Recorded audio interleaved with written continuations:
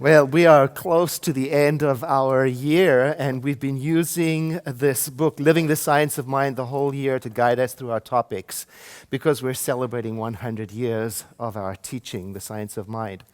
Our theme for the month is happiness and fulfillment, and today we're looking at the role that the silence plays in our happiness and fulfillment. And how about that beautiful Silent Night by Miles Johnston? Wasn't that so? Yeah. And I was thinking about the words of that carol, Silent Night, Holy Night, and how each word is a symbol of something that relates to our topic this morning.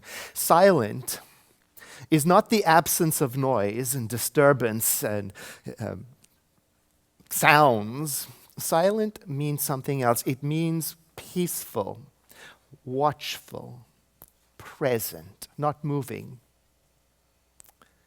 And holy means complete, nothing missing, respectful. And night is the inward, resting, restorative frame of mind before a new beginning. And in the carol, it gives us some clue about this silent, holy night. It says, all is calm and bright. So it's talking about an inner illumination that guides us silently. It's talking about the communion of the Spirit with the great all there is. Now, this silence is celebrated in many faith traditions, and I was remembering how in 2015 we were studying Native American wisdom through the writings of Kent Nerburn and the Native American teacher Michael Garrett, and we learned at that time that the original people of this continent were quite diverse, and they had and still do have a whole range of different customs and languages, and they had different ways of believing, and yet there was among them a shared reverence for the silence, as there was for the earth and its holiness, and nature and its cycles, and for being in harmony with all of that. And being in disharmony with all of that, Michael Garrett wrote, is to be out of step with the universe, and that's when our energies become poorly focused and we feel disturbed and disconnected. We also learned that in many Native American cultures and languages, there is no special word for religion, because spirituality and its practices are completely and fully integrated into everything. Art, healing, speaking, raising children, everything. It's all seamlessly integrated as a way of staying in harmony. And if we lose our conscious connection to this harmony with the greater circle, we can get back to it by being still and watching from within, from that place of bright, still illumination. So this holy season for me is a really good time to ask myself, what do I need to do to stay in harmony and balance? Now, this silence is common to so many Native American people. It shows up in its form of quiet mindfulness, especially in the way of talking together. So for many Native American people, talking together is a form of communion. It's more than a conversation. It's a way of honoring, witnessing, listening. And Kent Nerburn, when he's writing about the Lakota Nation, says, silence was meaningful with the Lakota Nation, and granting a space of silence before talking was done in the practice of true politeness and regard for the rule that thought comes before speech. And in the midst of sorrow, sickness, death, or misfortune of any kind, and in the presence of the notable or great, silence was the mark of respect. More powerful than words was silence with the Lakota Nation. the talking circles or the councils of the Native American traditions are characterized by this respect and this equality, and so their talking and being together became a spiritual experience. I was reading up about this online, and I discovered this beautiful paper written in 1987, and I'll put it up here so you can get it yourself, by Mary Haight, and originally printed in 1987, in which she interviews many of the indigenous people's cultural ways of communicating together. And her research is headed with this quote. It says, "Silence is the cornerstone of character. The fruits of silence are self-control, endurance, patience, dignity, and reverence." Oh, it's a beautiful paper. And in part 2 of it, she shares what she's gathered from the various different cultures about the appropriateness of silence. When is it appropriate to be silent? She says, for example, at religious ceremonies, or when an elder is speaking.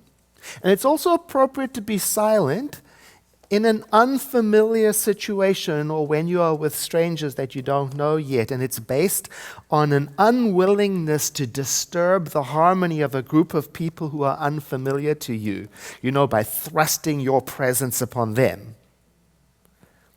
It would be inconsiderate to do that.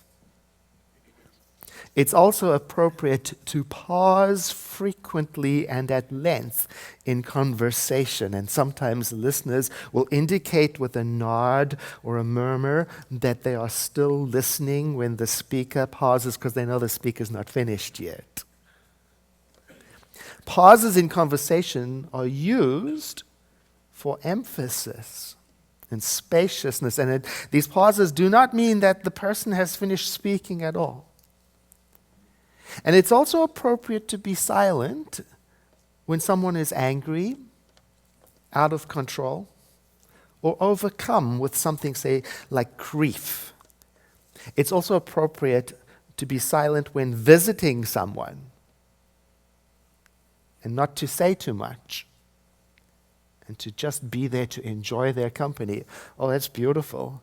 There's so much more in that paper. And as I was reading through it, I remembered how in my late 20s I realized that I didn't really know that much about my grandmother and my grandfather on my mother's side, because I was young when I was around them, and I was in that phase where I did all the talking when I visited. I was in that phase where everything was about me. And my happiness, and I told them about that all the time. And so in my 20s, I felt this deep sense of wanting to know more about them. And my grandfather had already passed on, but my grandmother was still alive. So I made a point of visiting with her and sitting with her and listening to her. I asked her, "Tell me about your husband. Tell me about your mother. Tell me about your father." And I listened, and it wasn't all easy to hear. Parts of it brought me to tears. Parts of her story shattered my sense of innocence about my family of origin. Parts of it made me furious and frustrated that I couldn't do a single thing to change it. You see, her mother, my grandmother's mother, was emotionally unstable. And it was made worse by alcoholism. And so her mother would show up drunk at junior high school, wearing a cabbage leaf on her head for some reason. And she would embarrass my grandmother and call her out of school and berate her in front of everybody and take her home to do chores, And I could hear, as my grandmother told me the story, I could hear the pain and conflict of a daughter loving her mother even in her brokenness. And I got to hear from my grandmother how the alcoholism was reproducing itself in her youngest son and in her husband. And she disclosed that there had been violence in the family that I didn't know about. at a time in the world where women had even fewer protections than they do now. So listening to her silently was an education for me, education in courage and dignity. And I think for her, I think it was a healing for her too, to be listened to so thoroughly, so silently, so wholly. And after listening to her, that's when I realized that was maybe the first time that I knew her. In a way I hadn't before, because I didn't know how to be quiet long enough to listen that deeply. You see, in my youth, I had mistaken her quietness for weakness, for ineffectiveness. And now, listening to her, I could hear and feel and know her strength. When I think of this encounter with my grandmother, it reminds me to listen to people today, to take interest in people, to ask them about their lives, about what is important to them, and not to be in too much of a hurry to display myself and thrust myself upon their experience. Not too hurry to fill any pause in their sentences with my knowledge, especially because I may not have another opportunity to be together with them again. What if this were our last time together? Would we not be more mindful, more kind, more spacious? I remember a long time ago, one Sunday I arrived at the center for work, 7 o'clock in the morning, but my heart was broken because my father had died the night before. And I just got myself to the parking lot in my spot, and I sat there at the steering wheel, and I knew I couldn't stop it. The grief just came up, and the tears just poured out, and I was sitting there, what am I going to do? And a member of our community saw what was happening and came to the parking spot and opened the passenger door and got in and just took my hand and just sat there silently. Oh, what a healing.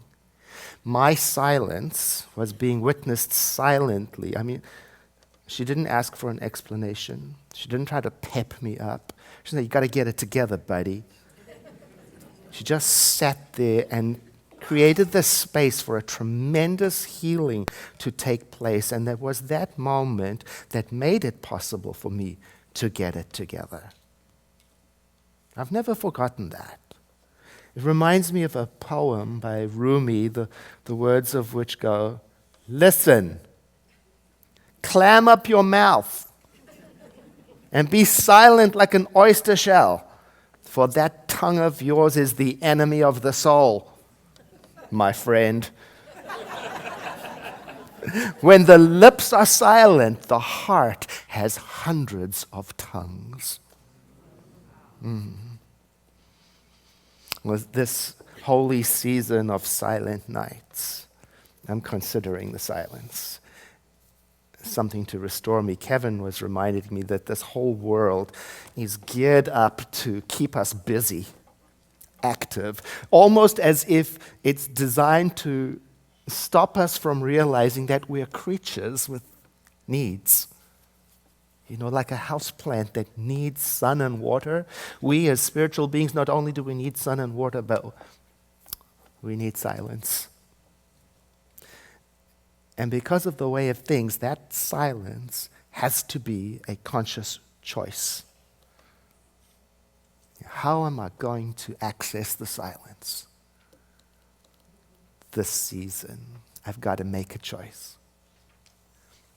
I've learned a lot about silence from the Quakers. Quakers, as I understand, believe that every person is guided by the divine, and everyone is known by God and can know God in a direct and personal way.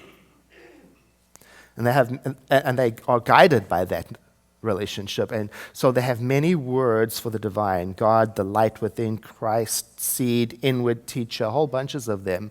And they strive to live their lives guided by that direct contact with the divine. And that direct contact comes to them in the silence. So, what happens in a Quaker worship setting? Quaker worship is based on silent waiting, where we expect to come into the presence of God. In this living silence, we listen for the small, still voice that comes from God through the inward light. Worshipping together in silence is a way for a community to be brought together in love and faithfulness. Now, our assigned reading from Living the Science of Mind by Dr. Ernest Holmes, our founder, is all about the silence, and I wanted to share with you some of the parts. All life, he writes, is in motion, or at least all manifest life is in a state of vibration. But at the very center of this vibration, there appears to be something which is motionless, still. Something which itself does not move, and yet from which all motion must come. It's the silence.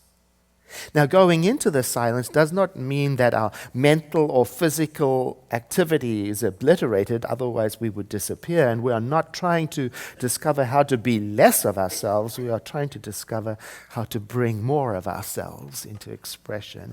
And Jesus, he writes, gave a very good example of going into the silence when he told us that in prayer we should enter the closet and close the door.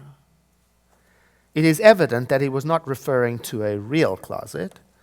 He could not have been referring to any particular physical space, like a walled-in room or anything like that. No, his language was symbolic. Entering the closet means withdrawing into one's own mind, for it is from one's own mind that the creativeness which we possess can come forth. This closet has been referred to as the secret place of the Most High. And to enter into one's closet is to put aside the external confusion, the clash of personalities and wills, to judge not from outward appearances, but from inward tranquility. Next, we are told, having entered the secret place of the Most High, and having closed the door, and having temporarily shut out external appearances, which means all created facts, every circumstance whatsoever, all erroneous causes and effects, and every idea which denies the unity of the Spirit, having entered the secret place and closed the door, then we have entered into the silence. And the next step, we are told, is to make known our requests in secret. So let us do that then. I invite you to breathe in. And as you exhale, letting your eyes close, to shut down sensory perception, at least visually, and to do as our founder instructs, to let go of everything for a moment. In other words, to let everything be, to not try to do anything. Not trying to stop our minds or our bodies. We're accessing the stillness that is always and persistently present at the center of our being.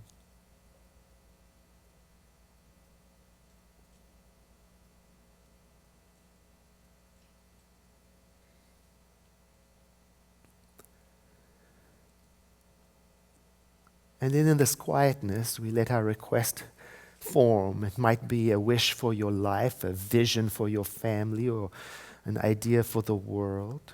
You might feel it rather than see it, or you might see it, or you might be telling it to yourself in words. It doesn't really matter.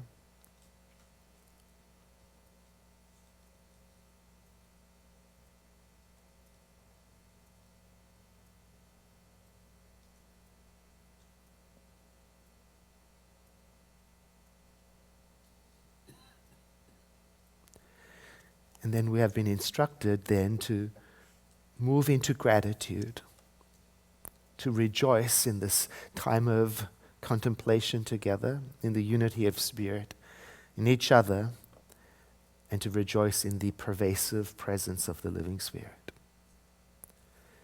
And then we bring it to close by saying together, and so it is. Now, I invite you to breathe in deeply with me and to sigh.